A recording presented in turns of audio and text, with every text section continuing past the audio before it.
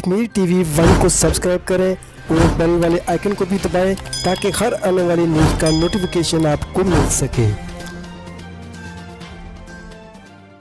आज़ाद कश्मीर जंडी चौंतरा महकमा सेहत आज़ाद कश्मीर की सेक्रेटरी मोहतरमा मौदद शहजाद डीजी एतलात राजा अजहर इकबाल और ज़िली एडमिनिस्ट्रेशन के हमरा वादी अस्मानी में मुख्तलिफ सियाती मकामात का दौरा करने के बाद रेस्ट हाउस जंडी चौंतरा में रियासती मीडिया से गुफ्तगू कर रही है।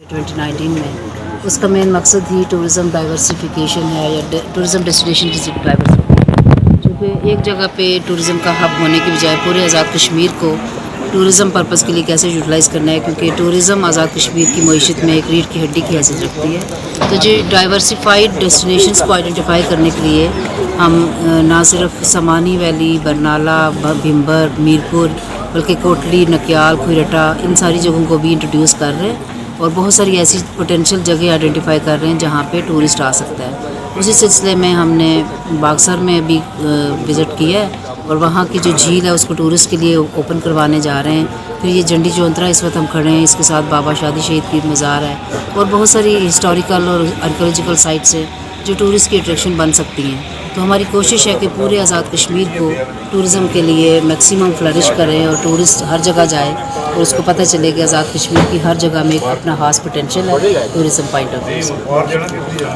मज़ा आता है, लेकिन बहरहाल हुकूमत करे ना करे, प्राइवेट सेक्टर करता है। आप देखें रत्ती गली इतना दूर दराज इलाका है, वहाँ पे मैं ऊपर पहुँची झील में तो वहाँ पे पीटीसी वालों ने या किसने बूस्टर्स लगाए हुए थे और वो उधर लोगों को वाईफाई की सहूलत मुहैया कर रहे थे। जब टूरिस्ट आना शुरू होता है तो वो यकीनन करते हैं, लेकिन हम उनके साथ डायरेक्टली लिएज़न करेंगे ताकि वो अपनी सर्विसेज को बेहतर से बेहतर करें और लोगों को दुनिया से कट ऑफ भी ना करें। और इस सिलसिले में हमारी एससीओ से भी मीटिंग होती रहती है और बाकी सेलुलर कंपनीज़ के साथ भी, क्योंकि बीइंग सेक्रेटरी आईटी मेरा उनके साथ भी वास्ता रहता है।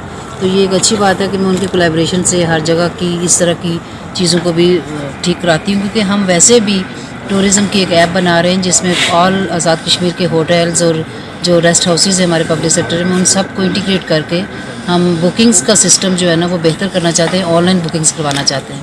तो वो जो ही वो स्टार्ट होती है ऐप तो उसकी जितनी भी बॉटलनेक्स आएंगी, जहाँ कनेक्टिविटी के प्रॉब्लम्स होंगे, वो हम मिनिस्टर आईटी से ऑलरेडी भी डिस्कस कर रहे हैं और वो इंशाल्लाह रिजॉल्व होगा। लास्ट ईयर हमने सुना था कि कोई प्राइवेट सेक्शन को टूरिज्म प्रमोशन एक्ट पास करवाया 2019 में ही, जिसमें प्राइवेट सेक्टर को कैसे इंगेज करना है पूरा मैकेनिज्म है। तो उसका हमने स्टार्ट भी ले लिया। अभी हमने पेचनासी की कुछ लैंड को आउटसोर्स करने के लिए एडवर्टाइज़ कर दिया था, उसका प्रोसेस चल रहा है।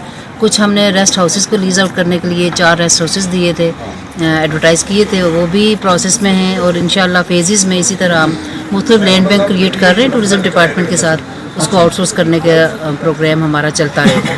Thank you very much.